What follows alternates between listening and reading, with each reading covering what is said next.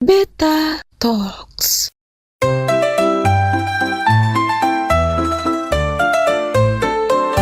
Halo teman-teman Beta, ketemu lagi di Beta Talks episode ke-9. Hari ini kita ada di satu tempat. Mungkin teman-teman Beta lihat suasana dalam layar kaca itu sangat berbeda dengan suasana sebelumnya. Nah, kita akan tahu hari ini sebenarnya Beta Talks ada di mana dan siapa yang akan jadi narasumber di dalam episode ke-9 ini. Nah, kita akan kenalan terlebih dahulu dengan narasumber pada episode spesial hari ini. Ya, kita akan kenalan dulu siapa sih bintang tamunya. Halo Pak. Halo, apa kabar? Ya, baik-baik Pak. Apa kabar? Beta Talks semua rekan-rekan, selamat datang di tempat saya. Ya, terima kasih Pak. Pak, boleh perkenalkan nama Bapak, latar belakang Bapak, dan hari ini kami ada di tempat rumah Bapak di mana sebenarnya? Dan di ruangan apa namanya Pak? Silakan ke teman-teman Baik, kita. terima kasih Susana. Nama saya Arwan Cahyadi. Hari-harinya sih sebagai pengusaha, tetapi sempat saya di DPRD Kota Makassar selama 2 periode dan menjadi hari ini karena masa lalu. Dan kita berada di tempat saya. Kebetulan saya sedang mengoleksi benda-benda tua, benda kuno, benda-benda ya punya nilai sejarah, dan saya bercita-cita punya museum. Dan persisnya kita ada di Galeri Kebaya. Mengapa Galeri Kebaya? Saya beri nama karena kebaya itu identik dengan pakaian orang peranakan. Buat nona-nona, nyonya-nyonya, kebaya adalah bagian daripada pakaian yang selalu dikenakan oleh orang-orang dulu. Itu sebabnya saya tetap abadikan nama kebaya punya nilai historis yang panjang daripada rumah kebaya ini. Oh, ya teman-teman Beta. Jadi episode ini kita ada di rumah kebaya. Ya, rumah kebaya ini ada di mana? Di rumah kediamannya Pak Arwan Cahyadi. Ya, tadi seperti Pak Arwan sudah sebutkan, beliau ini adalah politikus, pengusaha, dan juga sejarawan dan budayawan. Ya, kita akan ngobrol banyak hal yang akan kita bahas seputar tentang tema Imlek. Nah, pas momennya hari ini kita ada dalam hari Imlek, tanggal 29 Januari 2025. Kita akan ngobrol-ngobrol ya Pak, tentang apa sih itu Imlek, apa sih itu sejarahnya Imlek. Ya, mungkin boleh Pak, Bapak bercerita sebenarnya bagaimana sih awal mulanya Imlek dirayakan, baik di Indonesia, di luar negeri, dan khususnya di Makassar. Mungkin Pak Arwan boleh bercerita. Ya, pertanyaan menarik sekali karena saat ini adalah bagian daripada masa lalu. Imlek sebetulnya ditandai dengan ucapan syukur terhadap beralihnya musim. Kita syukuri sudah berhasil panen pada masa lalu ya. Panen dan semua kekayaan alam yang sudah diberikan oleh Tuhan yang Maha Kuasa, oleh alam yang Maha yang punya tanah dengan kesuburan, terus sempat panen raya dan lain-lainnya. Itulah bentuk kesyukuran yang dirayakan. Lalu kenapa Imlek diperkenalkan menjadi hari begitu populer sampai hari ini? Nabi Konghucu itu yang mulai memasyarakatkan perayaan Imlek, dan menjadi Imlek sekarang ini sudah bukan lagi milik orang Tionghoa, tetapi sudah menjadi milik dunia. Kalau kita lihat beberapa negara mancanegara, hampir setiap dunia luar, selain Tiongkok tentunya, acara Imlek itu ada dirayakan. Kita ke Australia, Imlek dirayakan. Kita ke Amerika, di Imlek.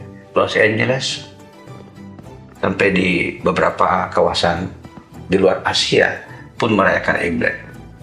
Tahun ini adalah tahun Sio ular.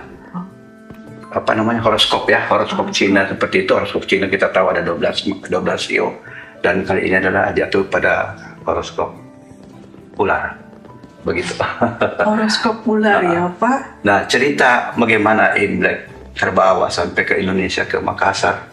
Jadi kita mengawali semua itu, mengapa ada orang Tionghoa di Makassar, mengapa ada orang Tionghoa di Indonesia. Itu kisah 4 abad lalu, 4-5 abad lalu kita tahu bahwa ada Laksamana Cheng Ho yang membawa migran-migran baik untuk bekerja, cari kehidupan lebih baik.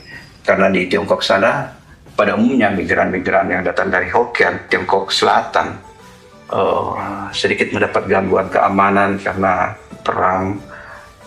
Di sana juga ada perang suku, kemudian mencari kehidupan lebih aman. Jadi bertolak lalang sama Cheng Ho, mencari kehidupan negara yang lebih subur, lebih aman dan lainnya. Dibawalah beberapa kali ekspedisi. Dan pada akhirnya dari semua pelayaran-pelayaran yang dibawa, ada yang ke Malaysia, ada ke Singapura, ada ke Myanmar, ada ke Filipina, tetapi ada yang ke Indonesia. Di Indonesia kita tahu bahwa di Semarang juga ada kelenteng yang cukup besar yang dinamakan sebagai kelenteng Sampokong. Disitulah awal muasal orang-orang Tionghoa yang datang ke Indonesia dan menyebar. Di Lasem juga demikian, di Tangerang demikian. Jadi kapalnya udah mungkin karena badai dan lainnya bercerai-berai, ada yang ke sana. Nah, di Indonesia khususnya di Makassar kita cerita ada yang jatuh ke Selayar, atau ke Bantaeng, ke pesisir-pesisir pantai. Jadi disitulah berkembang biak, beranak pinak. Nah dulu itu tidak ada seorang mama lah mau membiarkan anaknya pergi perantauan selagi dia masih kecil, ya. Apalagi seorang wanita, perempuan, gadis lagi tidak akan pernah ada dilepaskan oleh orang tuanya. Ya datanglah semua yang punya anak kecil yang dibawa sama pamannya untuk mencari kehidupan baru. Lalu pada waktu dia katakanlah ke Nusantara, Indonesia belum ada pada waktu itu, ke Nusantara. Anak ini mulai tumbuh besar dan pada akhirnya ya kebutuhan biologisnya dengan cara kawin dengan setempat, dan jadilah orang-orang peranakan yang kita tahu sekarang. Dan itu pada umumnya dari awal adalah dari Tiongkok Selatan. Ya, jadi kalau misalnya tadi tentang sejarahnya Tionghoa masuk akhirnya di Indonesia, di Makassar, nah berarti itu ya mulai merayakan Imlek. Ya, jadi orang Tionghoa yang datang dari perantauan itu membawa budayanya sendiri. Budayanya. Imlek adalah budaya. Banyak orang mengartikan bahwa Imlek apakah perayaan buat orang Buddha? Ya. Tidak. Karena Imlek ini adalah perayaan budaya, ya. Jadi kalau kita dapati bahwa orang-orang Tionghoa baik dia Muslim, Kristen, Katolik, Buddha apalagi, mereka tetap memelihara budaya leluhurnya. Kalaupun terjadi pergeseran adalah karena pengaruh budaya lokal, ya. Itu barangkali yang membawa orang-orang peranakan itu lebih mengenal budaya lokal dan budaya Tionghoa, dua kekayaan yang dimiliki sampai bisa sekarang ini. Gitu. Ya, Pak, kalau misalnya kita lihat ya di kalender itu, kalau Imlek itu pasti jatuhnya nggak jauh dari tahun baru, ya tahun baru Masehi pastinya. Nah, itu sebenarnya perhitungan tahun Imlek itu ambil dari mana, Pak? Tahunnya? Iya. Nah, kalender Tionghoa atau Cina itu kita kenal juga dengan tahun Kabisa. Kalau tahun Kabisa kita 4 tahun barangkali sekali ada tanggal 29, tidak ada 30, 31 ya. Di kalender Cina pun demikian. Ada namanya Lun. Lun itu perhitungannya ada waktu di mana sepertinya di apa di bukan dipendekkan apa lagi, waktunya lebih Singkat. iya, jadi ada waktu tertentu terus gitu, ada penyesuaian kembali seperti itu. Dan kalau dikatakan dekat-dekat dengan 365 hari, ya boleh dikatakan demikian, karena tidak pernah saya alami ada Imlek diadakan di bulan Oktober, November tidak ada. Ya biasanya jatuhnya Januari, Februari, Maret. Iya. Bahkan pernah kejadian Imlek bersamaan dengan Hari Idul Fitri. Iya. Ya pernah sekali. Jadi seperti itulah kalau dibilang Imlek. Ya, banyak kisah-kisah Imlek. Perniknya juga ada bagaimana. Terus mengenai warna yang mungkin ada yang pasti bertanya kenapa warna merah ya? Ya. Ya misalnya. Kenapa itu Pak? Sangat identik warna Oh. merah. Jadi gini ceritanya, apa yang saya baca, yang saya tahu ya, karena ini menyangkut sejarah, kamu sudah baca tahu. Di Tiongkok sana kan hewan peliharaan antara lain babi. Iya. Nah, pada saat-saat seperti ini, hewan peliharaan ini yang biasanya sudah lama dipelihara untuk satu waktu kita makan Imlek bersama, duduk makan bersama, pasti ada suguhan babi. Dan konon sejarahnya darahnya itulah diusap ke jendela-jendela sehingga jadi merah gitu. Biasanya merah kombinasi kuning pun kurang jelas seperti apa, tapi yang pernah saya baca bahwa merah itu berasal dari darah babi. Oh begitu. Jadi tahu ya teman-teman beta, kenapa ya kalau Imlek itu identik warna merah? Nah tadi Pak Arwan sudah menjelaskan asal usulnya kenapa merah, bukan warna biru, ya. Jadi asalnya dari warna dari darah babi. Mungkin kalau darah babinya warna biru, Ya. jadi warna biru gitu ya Pak. Ya. Tapi ini asal usulnya kenapa warna merah identiknya. Pak, kita lihat ini di dalam ruangan Bapak, ini ada seperti, ini apa ya Pak? Kalau boleh Oh tahu. ya. Jadi dulu kan perang saudara juga ada, namanya tawanan tahanan juga ada. Nah kebetulan ini adalah namanya wayang golek, wayang potehi. Wayang potehi dulu orang-orang tawanan main-mainnya hanya sekitar ya kain lah, kan kain ada di badannya, kain. Terus ada barongsai, kita lihat Ya, itu barongsainya, barongsai ini potehi. Mereka bermain main tangan, main gerakan badan. Kalau seperti ini dulu ya mungkin main apalah, keranjang lah mungkin dipakai main-main gitu. Tapi bersorak-sorak lah mungkin supaya apa namanya membunuh waktu yang masa kelam dan membuat lebih semangat dalam bercanda, bermain. Nah itulah seperti itu kisahnya barongsai. Ini pun dari kantong. Jadi kalau potehi itu datang dari Cina dengan main pakai, mungkin pernah lihat episode TVRI dari si Unyil. Ya seperti itulah main-mainnya pakai tangan. Tapi kalau dari potehi seperti ini. Dan saya pernah membaca literatur yang cukup menarik juga. Ternyata namanya wayang-wayang, termasuk wayang kulit yang kita tahu itu datang dari Cina juga. Saya mempunyai koleksi wayang kulit juga, beberapa biji. Dan mungkin karena saya suka barang-barang seni, saya suka mengoleksi barang-barang itu. Wah, Ya. sekali. Terus Pak, tadi Bapak sebut barongsai.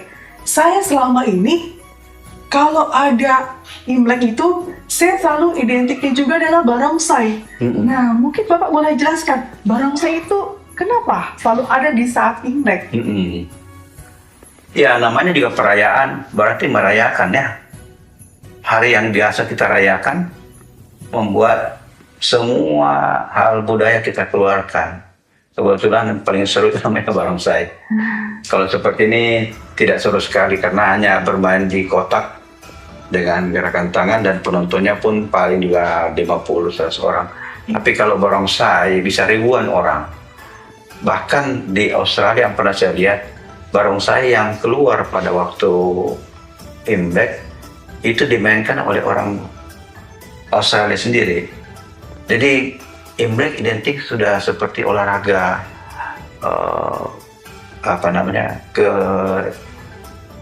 kepiawaiannya untuk memainkan barongsai itu sudah menjadi milik dunia. Samanya sepak bola dulu Inggris tapi sekarang milik dunia. Barongsai di Indonesia juga sudah ada federasi barongsai, sudah ikut dipertandingkan secara nasional. Jadi barongsai itu bukan hanya sekedar tradisi atau budaya, tapi sekarang jadi olahraga ya Pak. Ya, Bahkan karena di situ bahkan- ada juga ilmu-ilmu meringankan badan. Kalau kita lihat barongsainya terbang tanpa sengaja, kita namanya alam itu. Kalau saya mau loncat, biasanya tanpa kita sadari, loncatan kita itu sudah tidak seperti biasa karena memang ada alam yang bergerak waktu itu. Kekuatan alam. Ya. Jadi teman-teman beta yang mau meringankan badan Dan boleh barongsai. ikut barongsai ya. Jadi teman-teman yang aduh saya kayaknya tertarik mau meringankan badan. Ya seperti Pak Aron bilang, berlatihlah untuk menjadi apa ini Pak? Mungkin penari atau atlet barongsai? Pemain barongsai. Berminat? Silakan hubungi Pak Arwan ya. Ya. Baik, Pak. Ya, kebetulan juga saya pernah memegang organisasi Federasi Olahraga Barongsai di Indonesia, Sulawesi Selatan. Pada waktu kita sudah mempersiapkan untuk bisa hadirnya FOBI Barongsai ini menjadi salah satu cabang olahraga secara nasional itu. Dan syukur bahwa itu sudah mulai dipertandingkan. Wah.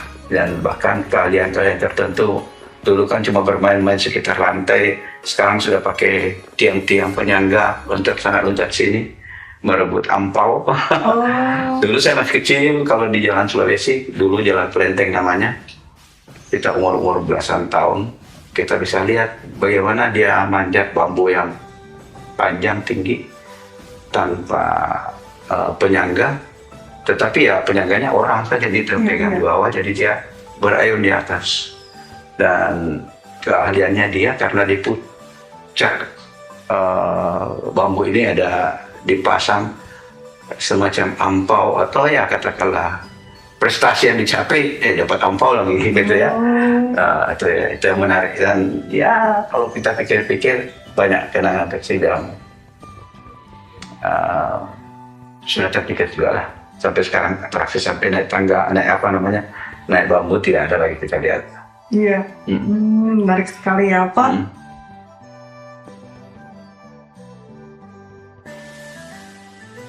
Iya Pak, menarik sekali tadi kita sudah bicara tentang awal mula Imlek gitu ya. Nah, sekarang kita masuk dengan pertanyaan-pertanyaan ini Pak, yang biasanya sering orang tanyakan. Apa sih tradisinya untuk Imlek? Budayanya Imlek itu biasanya orang-orang Tionghoa gitu ya. Saat Imlek ini apa tradisinya? Lalu biasanya makanan khasnya saat Imlek itu apa Pak? Boleh Bapak ceritakan? Kita tahu bahwa kue atau makanan khas dari Tiongkok, dari China ada banyak. Misalnya kita contoh ya, paling khas mie. Iya, mie. Ya, bakwan, bakso, bakpao, bakcang. Itu semua antara lain yang makanan-makanan yang kita kenal. Tetapi ada yang menarik di saat Imlek, biasanya ditandai dengan bersih-bersih rumah. Saya kira semua masyarakat juga mengenal namanya bersih-bersih. Menjelang tahun baru atau perayaan apa, mereka bersih-bersih di rumah.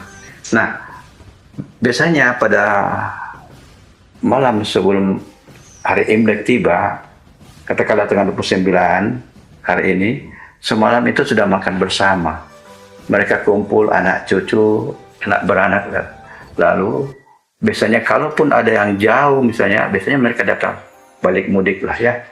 Sama halnya dengan kalau kita mudik secara Islam, biasanya kembali ke kampung halaman, sama juga mereka mencari orang tuanya. Kita tahu bahwa yang namanya adat, yang namanya leluhur itu sangat dijaga oleh warga Tionghoa. Sangat hormat dengan orang tuanya, hormat dengan leluhurnya. Lalu makan malamnya seperti apa? Ditandai kadang-kadang ada mie, ya, ada pasi babi, ya, ada ayam, ada sayur dan lainnya. Mereka duduk makan bersama. Itu syukuran yang bisa mereka dapatkan pada hari saat kumpul makan bersama. Maupun dia muslim, ya tentu ada makanan yang non muslim, makanan yang halal ya. Tetapi pada dasarnya mereka kumpul bersama, makan bersama. Nah, lalu tentu ada kue-kue lain yang ada, kita tahu yang banyak yang kue kura misalnya ya, tahu kura ya, warna merah. Ada juga kue lapis, ada ya seperti bakpao lah, bakcan lah, tapi bakcan bukan musimnya ya, ada musim tertentu ya. Itulah kira-kira makanan penting, duduk makan bersama satu keluarga. Kalau biasanya suka di jeruk mandarin itu loh Pak. Oh, jeruk sebetulnya menurut saya itu hanya buah-buahan yang ada di sana lah. Jadi para petani ini yang berkebun, kalau hasil panennya ada, mereka biasanya persembahkan kepada leluhurnya atau persembahkan kepada Tuhan Yang Maha Esa. Nah, ada yang menarik di sini, biasanya 7 malam setelah Imlek ada namanya sembahyang meja tinggi. Altarnya lebih tinggi. Ini bukan altar seperti ini, jadi tinggi setinggi kepala orang, tinggi mejanya. Lalu disuguhkanlah atau disajikanlah kue-kue atau buah-buahan yang khusus, buah-buahan yang hasil panennya mereka dibuat seperti itu. Dan ini sembahyang bukan karena budanya, tapi sembahyang kepada Tuhan Yang Maha Kuasa. Tuhan Yang Maha Kuasa maksudnya itu ya universal lah. Mau Katolik juga dia dulu bersembah pakai hiyo umumnya ya, karena hiyo itu ibarat dengan wangi-wangian. Kita tahu juga bunga wangi itu sebuah arti simbol daripada keharuman, keindahan. Tentu itu persembahan. Kalau kita suka, kita persembahkan dengan wangi-wangi yang segar, bunga-bunga yang indah, buah-buah yang indah, segar gitu. Jadi itulah kekayaan-kekayaan yang budaya yang terbawa hingga turun-temurun sampai sekarang ini, dan di mana-mana mancanegara seperti itu kira-kira. Dan satu lagi Pak, yang biasanya tradisi yang nggak pernah dilewatkan saat Imlek, bagi-bagi angpau. Itu apa Pak maksudnya? Ada yang tanya kenapa angpaunya warna merah ya? Gitu. Jadi ya namanya merah, kebetulan itu adalah merah yang hidup lah ya, merah itu hidup. Warna paling populer adalah merah. Lalu maka dirancanglah bentuk atau warna angpau dengan segala macam jenis ukuran. Ada yang sampai buat besar, kayak seperti uang yang 100.000 bisa masuk lah gitu ya. Kemudian ada yang kecil sedikit. Nah ini bagi-bagi angpaunya juga banyak yang bertanya, bagaimana sih bagi-bagi angpau? Jadi begini, itu sudah menjadi kebiasaan turun-temurun. Anak-anak kecil dikasih angpau, itu anak-anak senang sekali. Saya waktu kecil juga kadang-kadang bawa kantong-kantongan, sudah kita hitungan sama abang-abang kakak beradik. Sudah berapa kamu? Kadang-kadang ada yang kelupaan ya, kamu ke tante sana dan tante sana ngumpul-ngumpul duitnya. Tapi ada yang lupa ke sana, lupa ke sini, jadi uangnya tekor lah. Tidak semua sama dengan apa yang kita dapat. Orang rajin pergi minta-minta angpau. Lalu angpau juga dikasih kepada orang yang sudah lanjut usia, pensiun misalnya, dikasih juga. Tetapi buat orang yang sudah remaja tidak lagi. Jadi sudah dewasa lah ya. Karena peruntukan untuk anak kecil saja. Lalu ya khususnya buat orang-orang yang sudah menikah, sepertinya sudah menjadi tradisi mulai membagikan juga, karena sudah menikah ya, sudah berkeluarga, sudah punya tanggung jawab untuk berbagi kebahagiaan kepada anak-anaknya atau putra-putrinya atau kemenakan-kemenakannya itu. Ya, teman-teman beta menarik ya. Jadi selama ini kita bertanya, kenapa saat Imlek ada ini, ada itu, dan ini dan itu. Nah, akhirnya Pak Arwan menceritakan sedikit ya tentang makna dari tradisi-tradisi yang biasa dilakukan oleh masyarakat Tionghoa saat Imlek ya, dan maknanya juga. Ya, sangat menarik ya Pak. Ada juga yang mengartikan membagikan kertas merah itu penanda untuk memberikan ucapan selamat dan kesehatan yang baik gitu. Jadi kadang-kadang nilainya cuma 20.000, bukan hanya 20.000-nya, tidak selengkap, tidak 100.000, ya itu penanda untuk mendoakan bahwa kesehatanmu bisa lebih baik. Itu kira-kira. So, jadikan obat itu. Nah itu ya teman-teman beta ya. Jadi kenapa kalau ampau lihat amplopnya warna merah? Warna merahnya yang penting, bukan isinya ternyata ya. Selama ini kita selalu berharap isinya, ternyata Tapi kalau ampaunya sudah isinya besar juga bagus loh. dua-dua ya. Jadi apa? Warna merahnya dan isinya ya. Iya. Ya. Baik Pak. Sekarang saya mau tanya, biasanya acara apa saja setelah tadi Bapak sudah menjelaskan tentang berdoa ya sesudah Iya, Imlek. malam. Lalu acara-acara lainnya setelah Imlek ini apa Iya. saja Pak? Imlek ditandai dengan 14 hari perayaan. Jadi orang bisa mengucapkan syukur bahagia atas Imlek itu sampai 2 minggu ke depan. Kalau 29 hari ini berarti 2 minggu ke depan, jatuhnya mungkin tanggal berapa lah gitu ya. Itu sudah penutupan Imlek. Biasanya ditutup dengan perayaan Cap Gome. Cap Gome itu, Cap Go itu berarti 15 hari setelah Imlek. Lalu apa yang dibuat? Beberapa masyarakat Tionghoa yang masih Buddha biasanya mengarang dewa-dewanya untuk keluar ke jalan untuk membersihkan kotanya atau desanya, untuk ya dijauhkan dari mara bahaya, dijauhkan dari bencana dan lainnya. Konon dewa-dewa ini kalau keluar juga ada ritualnya, tidak serta-merta kita boyong arcanya keluar. Dan kalau ada yang merayakan biasanya ada permohonan restu, setuju tidaknya. Ada 2 keping kayu yang satu yang datar, satu yang cembung. Kalau kita berdoa memohon, biasanya kita lempar 2 keping kayu ini. Kalau begini berarti ada oke, setuju. Kalau ini berarti tidak juga setuju, tidak juga tidak. Tetapi kalau begini ya mungkin kurang setuju lah. Oh, begitu. Kurang setuju. Jadi kira-kira seperti itu. Kalau setujuannya seperti ini ya diusung lah. Samanya dengan waktu akan datang ini, nanti tanggal 8 akan ada ritual Cap Gome seperti itu. Arak-arakan dewa, dewi juga ada. Dan dewa kan macam-macam. Ada dewa angin, ada dewa laut, ada perang, dewa pahlawan perang dan lainnya. Jadi itu semua pada keluar lah gitu, diusung diarak keluar sampai mengelilingi kota lah. Kalau kotanya kecil tapi Makassar mungkin diarak kelilingnya. Iya. Pada pasti daerah pecinan saja lah, seperti itu. Ya biasanya di daerah pecinan, kalau di Makassar ini jalan Sulawesi ya. ya Pak. Nah, Ya. jadi nanti teman-teman boleh datang di acara Cap Gome ya 15 hari setelah hari ini tanggal 29. Ya, Pak? Ya. Kali ini saya menghadirkan kurang lebih 100 ibu-ibu yang berpakaian kebaya, penanda bahwa inilah orang-orang Tionghoa Peranakan ikut berbahagia dengan memberikan suguhan, tari-tarian. Apalagi Pak Wali Kota kita ini sebentar lagi kan sudah ibaratnya tidak di sini lagi, tidak di jabatannya. Itu mungkin sebagai ucapan terima kasih kita akan rayakan di tempat penghormatan, bangun penghormatan itu.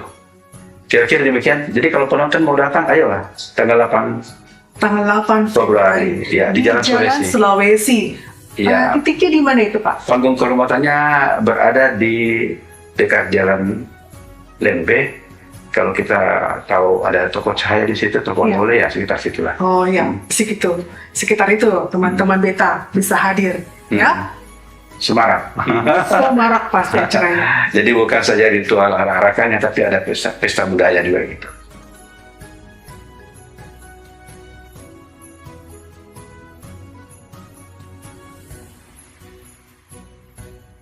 Ya, Pak, dari tadi saya sangat mengagumi galerinya Pak Arwan di tempat ini. Ya, teman-teman beta, Kalau teman-teman beta datang ke galerinya Pak Arwan, di sini penuh dengan barang-barang antik dan juga barang-barang yang penuh sejarah. Nah, contohnya dari tadi saya memperhatikan tentang Makassar zaman dulu. Ada banyak sekali dalam galerinya Pak Arwan. Ini peta dan juga gambar-gambar, foto-foto tentang Makassar zaman tahun berapa ini, Pak? Iya. Foto-fotonya. Jadi sebelum revolusi kita tahu bahwa kita sempat terjajah. Saya sempat memperoleh peta Makassar tahun 30-an. Kemudian saya mendapatkan foto-foto yang cukup lama tersimpan di satu tempat di mana pada akhirnya saya sempat repro, dan kita bisa lihat ini ada bagaimana gereja katedral, bagaimana sekolah Hindia Belanda dulu, bagaimana masyarakat Makassar tempo dulu, dan bagaimana foto Rotterdam masih ada di sini sekarang, masih ada Harmonis Society, Sahabat Baik, masih ada Museum Kota Makassar yang berada di Jalan Balai Kota, gereja ayam di Balai Kota ya, Balai Kota juga ya, Ya. dan ya suasana Makassar tempo dulu masih kita bisa lihat di sini, dan tentu ini menjadi kekayaan galeri saya karena bercita-cita membuat museum satu waktu ya. Kalau koleksinya sudah semakin banyak, saya juga mempunyai koleksi pakaian pengantin masa dulu, udah bakul si hantar-hantaran. Kalau dulu kalau nenek kita datang bersilaturahmi ke tetangga yang jauh atau keluarga yang jauh, biasanya bawa makanan atau kue-kue itu ya. Inilah tantangannya semua dibawa seperti itu. Nah, itu kira-kira. Kemudian ada juga koleksi saya dalam bentuk buku ini.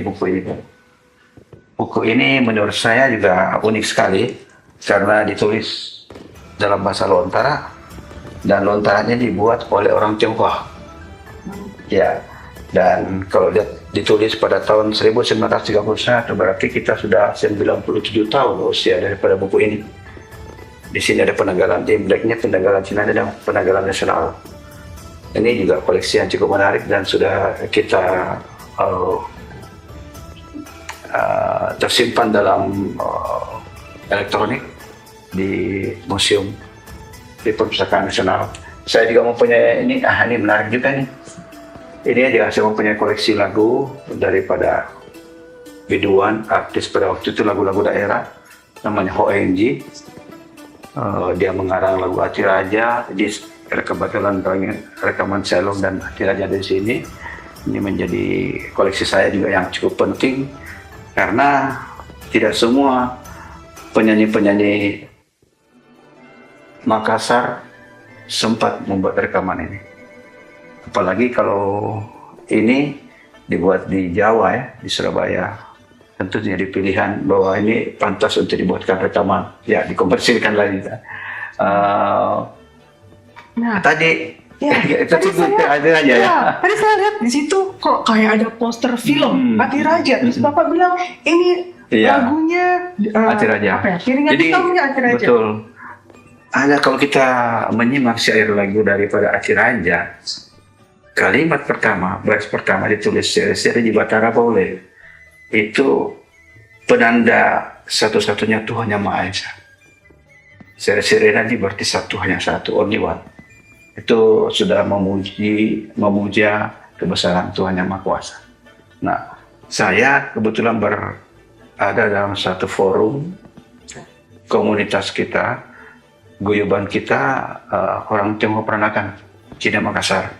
Kita sempat membuat film nasional yang syarat muatan budaya daerah, lalu sempat membuat rekaman lagu daerah semua oleh orang Tionghoa yang Tionghoa Makassar. Kalau tadi dilihat posternya itu memang benar sekali. Itu poster tadi saya sempat ditangani oleh Helmi Yahya, waktu itu masih kepala stasiun TVRI, bukan kepala stasiun, direktur lah TVRI nasional ya. bukan daerah, tapi TVRI nasional.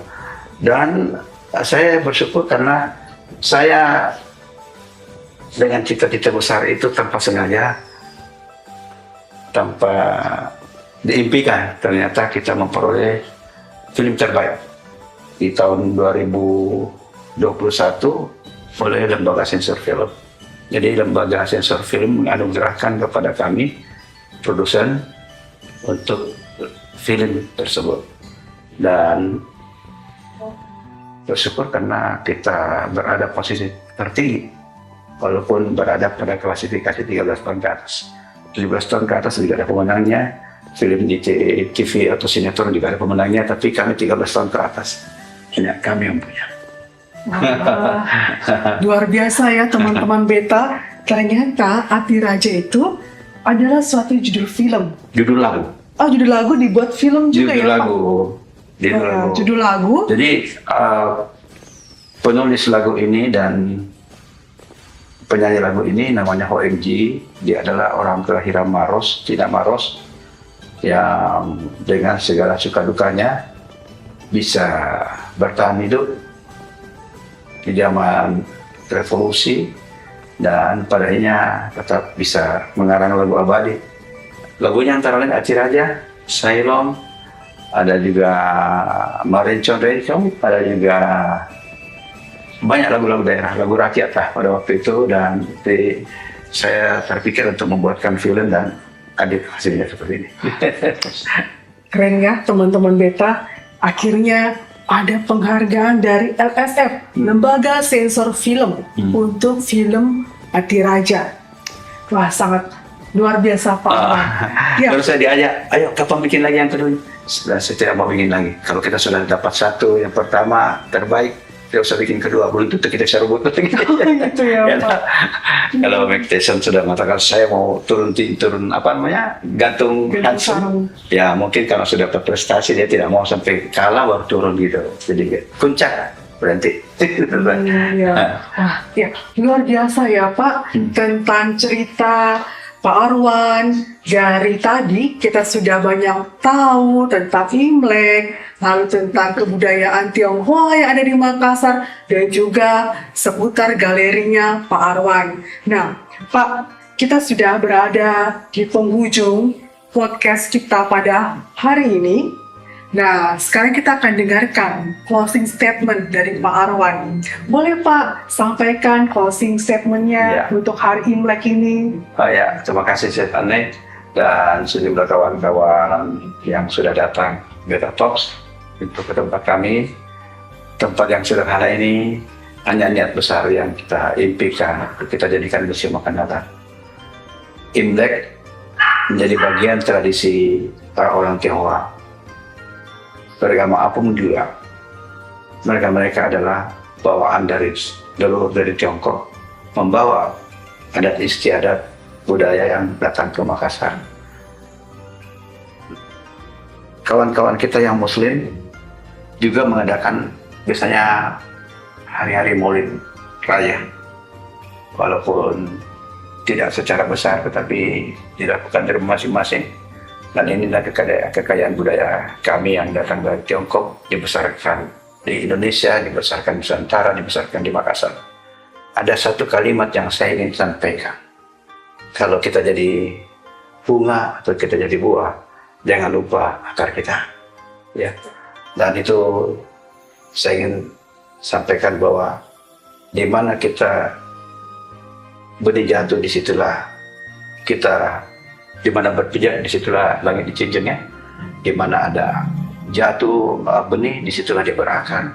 Jadi dengan kata lain begini, walaupun kita Tionghoa, tetapi kita datang ke Indonesia, dibesarkan di sini.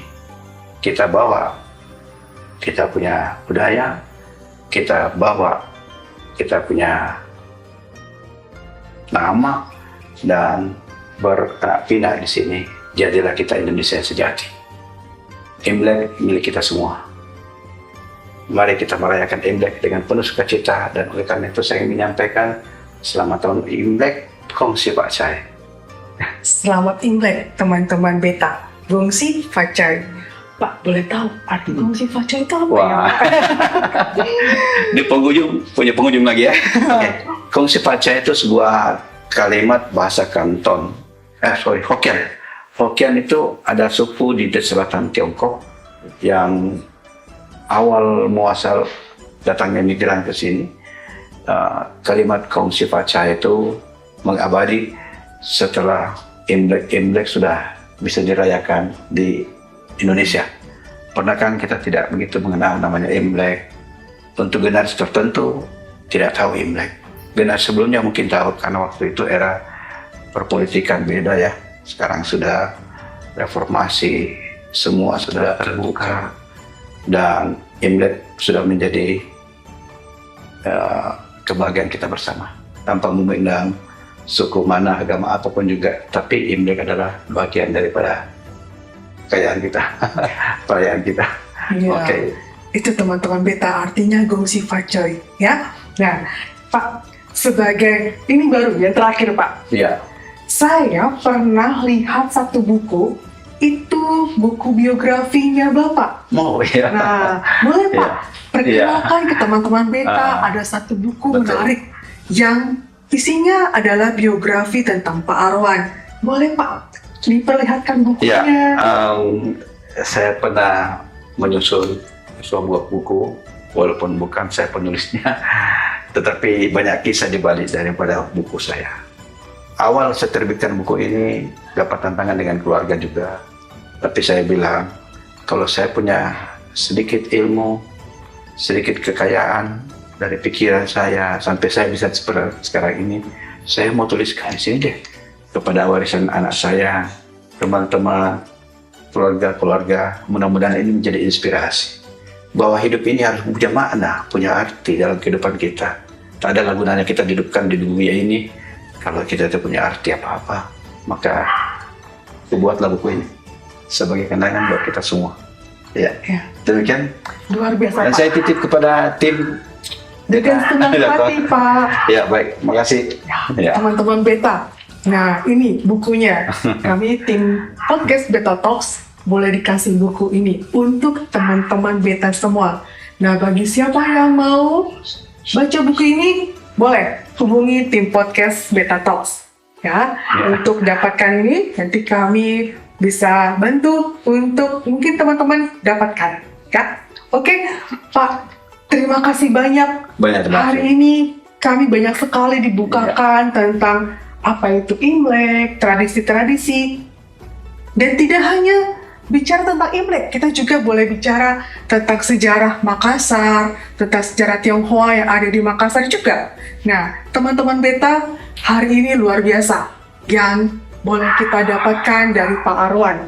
Ya, nanti kita mungkin akan bertemu dengan Pak Arwan di tema-tema lainnya. Jadi nantikan saja. Walaupun kita belum tahu kapan dan apa temanya, tapi ditunggu saja. Baik, teman-teman beta, demikian podcast kita hari ini dengan tema dan bintang tamu yang spesial bersama Pak Arwan Cahyadi. Terima kasih. Terima kasih Pak, kami sebagai tim podcast dari Beta Talks sangat berterima kasih dan suatu kebanggaan kami boleh berbincang-bincang di galeri Pak Arwan saat ini. Ya, baik teman-teman, demikian perbincangan kita bersama Pak Arwan dan kita akan bertemu di Beta Talks episode selanjutnya dan sampai jumpa. Terima kasih. Galeri Rumah Kebaya bersama Beta Talks mengucapkan kongsi faca.